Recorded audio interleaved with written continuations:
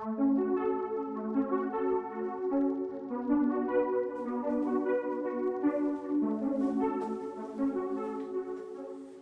welcome back to Dark Matter.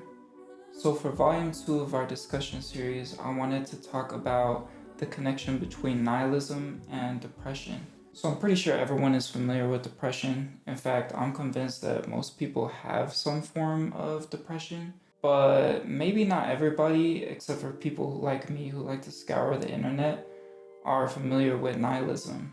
Basically, nihilism is the belief that nothing has any inherent meaning or purpose. It's the belief that your life is insignificant in the larger picture of things. So basically, the question of does anything matter?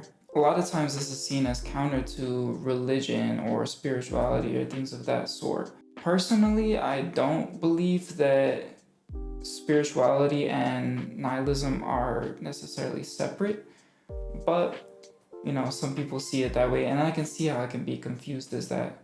So, with that understanding of what nihilism is, let's look at how that can tie into depression.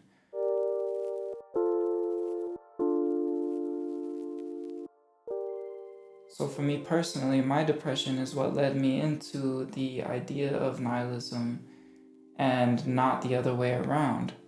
My depression started a long time ago when I was still in middle school, even, and I would struggle a lot with people asking me what the cause of my depression was, falsely attributing it to maybe an event in my life that I was struggling to get over, or, something temporary, when in fact I came to find out that it was deeper than that, and that it was more of kind of a long-term chronic mental illness than just a temporary issue. That is why, eventually I started to realize that it's because I related with this feeling of nihilism, this feeling that my actions and my role in this world would have no meaningful impact on humanity or on the outcome of civilization. And maybe that seems kind of childish to some people, or it might seem kind of unrealistic to expect. But for me, it's really depressing and disconcerting to think that my actions don't have a greater outcome, or they don't have any significance or any meaning. And that led me into kind of a spiral of depression. And I think that it happens quite a bit with other people too. But, as I've grown and as I've learned more, I've come more to the conclusion that nihilism doesn't have to mean that. It can mean that I create my own meaning or my own purpose every day. Something as simple as, was I happy today? Was I sad today? And experiencing those emotions in real time. Nihilism may even make you feel kind of distant from your family members or your friends or even your relationship, because you feel like none of that has any significance or importance in your life, in the scheme of it all. But honestly, that kind of becomes your responsibility to put that purpose towards your relationships and towards your friendships and your family, because neither I nor your family or your friends can give you a purpose. That's something that you have to find within yourself. And I feel like when you kind of embrace this nihilistic view of the world, that gives you more of a chance that you can actually find your own purpose without having to have it tied to religion or spirituality.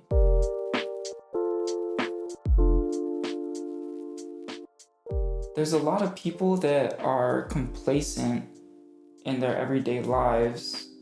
They just go through the motions. They go to work, they go home, they eat, they sleep, and get up and do the next thing the next day. And they're basically living this sort of like Squidward lifestyle where they're just going through like the motions day to day and not really ever questioning whether they have any significance to the world or not. So for those of us that do question that, it can feel extremely depressing and demotivating. So that's where I think you should look at it in a different sense, in a different way of, this could actually benefit you in letting you set your own purpose instead of letting other things constantly have control over your life. A lot of times, complacency can even instigate a nihilistic approach to things because you've been complacent for so long that you lose your way and that you feel overwhelmed by the monotony of life.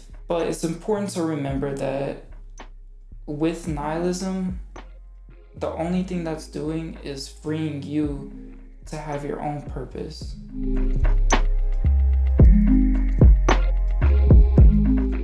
One other thing that often comes up with discussions of nihilism is whether or not someone with that outlook on life can be a moral person or a good person. I feel like a lot of the misconception that people with a nihilistic worldview can't be moral comes with the misconception that morals are uniquely tied to religion or spirituality, or tied with like the Bible or the Quran or religious texts like that. When I actually don't believe that anymore. I believe that morals are something that are instilled with you by society, but also with your own self-awareness and self-reflection. So the way I see it is you're instilled with a sense of morals from your parents or your guardians or whoever your authority figure is growing up. And then once you pass a certain point or reach a certain age, it's your responsibility to then reflect on the morals you were raised with and question them, and then determine if those are really morals that you still believe to be true, or if those are just ideas that were sort of planted in your head at a young age and you just accept them because that's what you've always been told. So don't be afraid that having a nihilistic outlook is going to affect your moral grounding, because it's simply not going to have that effect if you're doing the proper self-assessment and self-reflection that you should be doing anyways as an adult.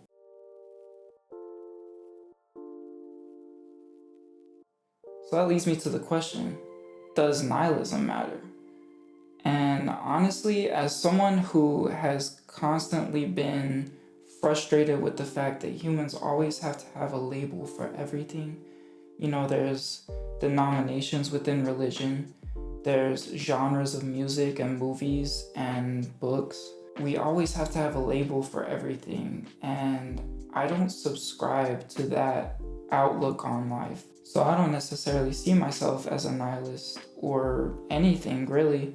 I simply accept some of the nihilist ideals as much as I accept other ideas of philosophy and other things that make sense to me. I don't think it's important to define yourself as a nihilist or say that you strictly believe in nihilism or existentialism or anything like that. I think it's more important that you're self-assessing and evaluating different values from different philosophical or religious or spiritual outlooks on life and combining those as you see fit. I think that's way more important than just boxing yourself into one belief system or one philosophy on life. And yeah, I would not call myself a nihilist. I still deal with depression related to the fact that I'm so small and insignificant in the scheme of things, and I truly have no effect on the outcome of humanity. And that's okay. It's okay to have those feelings, but just self-assess a little bit more and dive a little deeper into that feeling and think about, is that even a realistic expectation for myself? Or how can I create a purpose day to day for myself? That's what I do to kind of help me along, and I believe maybe it could help you. Thanks for tuning into Dark Matter. I hope you liked this video. I hope that it helps you reach some kind of resolution within yourself. I know that depression is a constant battle for a lot of people, and I don't expect to really solve that for anyone. I just hope that my take can kind of help you analyze things a little bit deeper, think about things a little bit deeper, and maybe come to some conclusions on your own. I hope that you'll like this video if you liked it, and I hope that you'll give me a subscribe and keep following my channel. I'm working on a tech review to kind of diversify the content that you see on this channel, so stay tuned for that soon. Yeah, and let me know your thoughts in the comments. I would really like your genuine thoughts and feedback on this video. Thanks again for watching. This has been Dark Matter.